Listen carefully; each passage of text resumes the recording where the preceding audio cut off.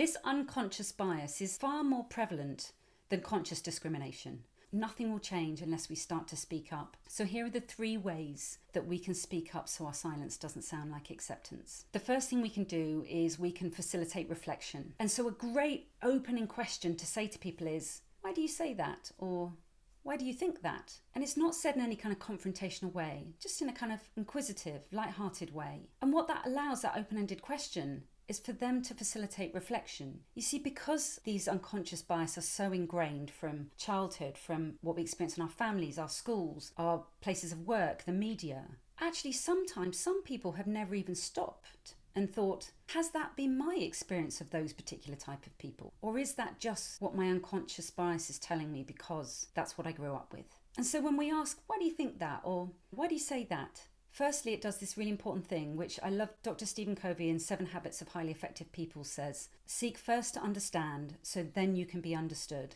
We have to understand, why did they say that? Because if we launch into a you shouldn't say that type speech, we're not going to be able to challenge them effectively. We're not going to be able to give them that opportunity for reflection. But what this also does is it starts a conversation that then can go somewhere more positive. So that simple statement, why do you say that? Or why do you think that? Can open up a conversation and allow them to reflect. The second way we can challenge it is we can re-educate people. What I regularly see is that people do not mean to cause offence. And a quiet word simply explaining that, that's not the accepted norm anymore. That can be really helpful because they don't know they're doing it. As I said, it's unconscious. When we re-educate someone, when we use the phrase something like, that's not the accepted norm anymore, what we're not doing is adding our emotion about how we feel about that. We're actually just stating a fact. It's non-emotional. And so this can work really well to pull someone aside and say, when you said that in that meeting, I just thought it'd be helpful for you to know that actually that's not really the norm anymore. That's not accepted to say that. If you don't feel you can challenge someone, a really great way to get around this is to find an advocate and talk it through with them and say, would you be prepared to help me when this situation arises? Have a think, who have you got in your life that could be an advocate? Who is of the same people group as the person who's being unconsciously biased? Because it might be that it's easier for them to hear it from that person than it is from you. The third and final way is that we can confront the person. And the reality is that sometimes we need to do that. The thought of the conversation is always much worse than the actual conversation itself, because generally people are horrified that they may have said anything that might have caused upset or offence. Social scientists have found that there is one statement we can use, and it has 3 elements, but it doesn't matter which order you put these 3 elements in. And it's the absolute best way to confront someone. When you pull someone aside, don't do it in front of anyone else.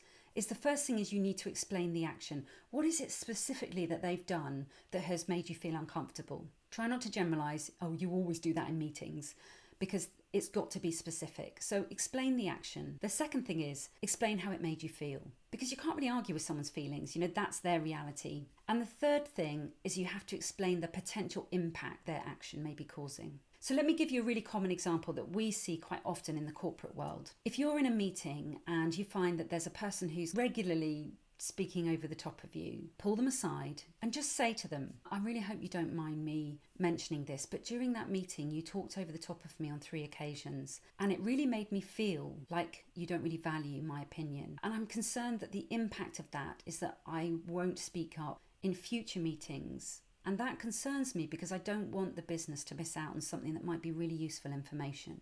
And then go quiet. So you've used all 3 there. You've said specifically what they've done, talked over you 3 times. You've said the way it made you feel, like your opinion isn't valued. And thirdly, that the impact might be that the business will miss out because you might not feel you can speak up in the future. So after you've said that statement, give them time to respond. And of course, it's probably going to go one of 2 ways, isn't it? Like they're either going to be super apologetic. I'm so sorry. I had no idea I did that. Or they might respond with frustration or disbelief. And that's okay. Just let them respond. Don't rise to it. Just take some nice deep breaths and just listen. And then when they finish saying whatever it is they're going to say, just repeat the sentence in a short format. Well, thanks for listening, because it really did make me feel undervalued when you spoke over me, and it really is making me hesitant about speaking up in meetings, but I'm glad we've been able to have this conversation. And then walk away. These strategies, they have really helped me speak up more regularly. It's such a prevalent problem.